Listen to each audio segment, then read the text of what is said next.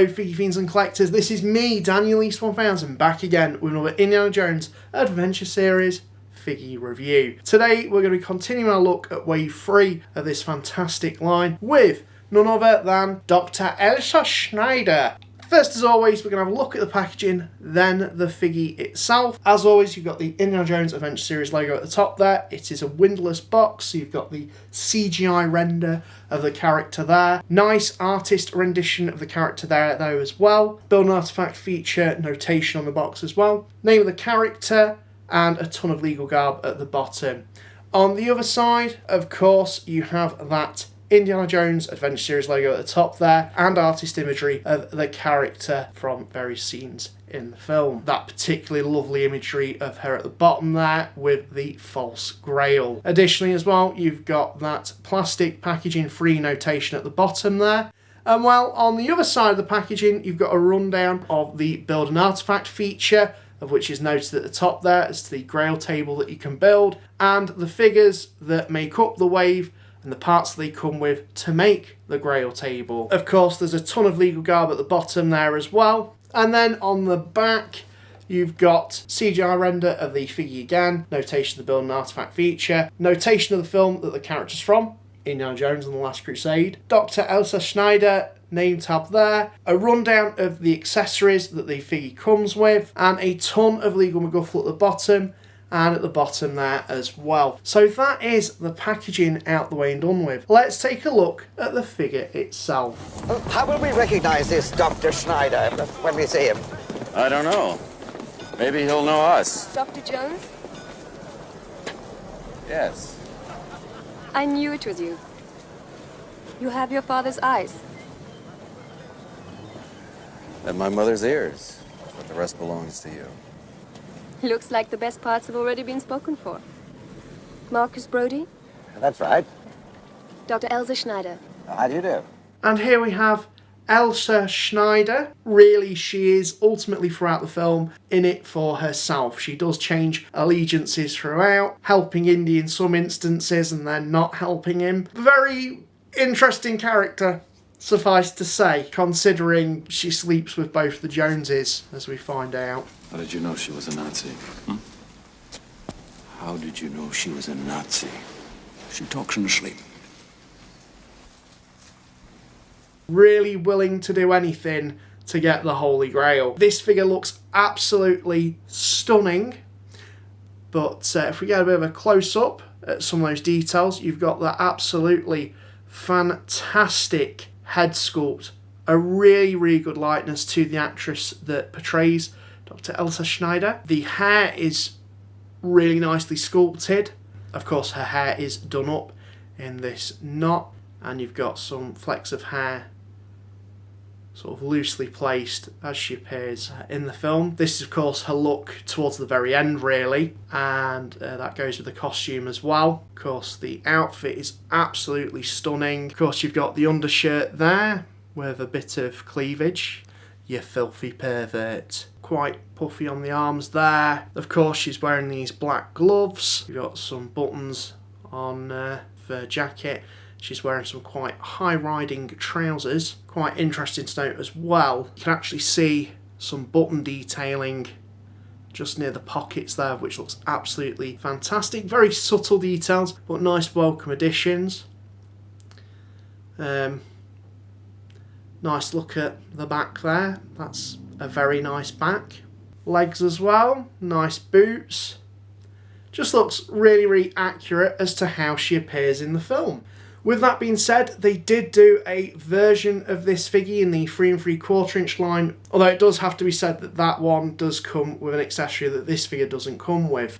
So if we get into accessories, I think what they should have really included with this would have been a gun. It wouldn't have been a difficult accessory to include, considering that Major Arnold Todt has a German gun. Of course, if you want to check my review out on Major Arnold Todt, you can. Link will be up there. I know she doesn't really use a gun in the film, from what I remember, but the 3 3/4 inch one did come with one, and it wouldn't have been a hard accessory to include. So yeah, would have been nice if you included that, but I can slightly forgive it for reasons we'll get into shortly. But she also comes with this grail, or false grail that she palms off onto Walter Donovan, and it is the same grail that does come with that figure. And again, if you want to check out my review of Walter Donovan, the link will be up there for you to watch that. It is painted slightly differently though, being cast in this more vibrant gold, and additionally as well it does have some little green bits of paint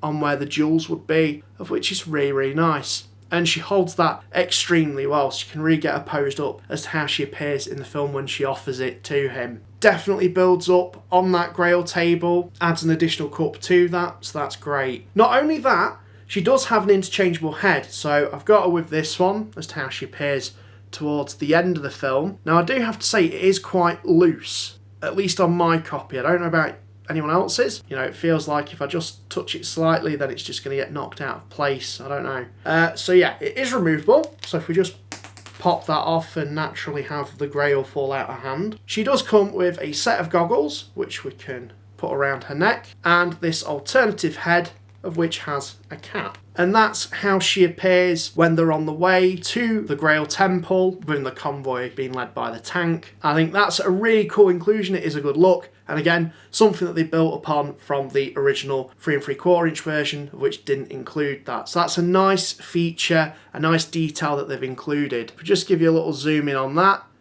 that hat looks absolutely brilliant. The head sculpt, again, really good as well. Just a nice little inclusion. I do like it when we get alternative heads. That's something that I wish Hasbro would try and implement a little bit more. Likewise with interchangeable hands, things like that. And additionally as well, you can sort of sit the goggles over her head, but it is a little bit tricky just because of how tight it is, but you can do that. You can have her wearing the goggles as she appears in the film quite briefly with. Yeah, that's really nice. It is worth noting the goggles don't go on this alternative head. They are made specifically for this, although you can have them around her neck while she's wearing this head sculpt. It's entirely up to you.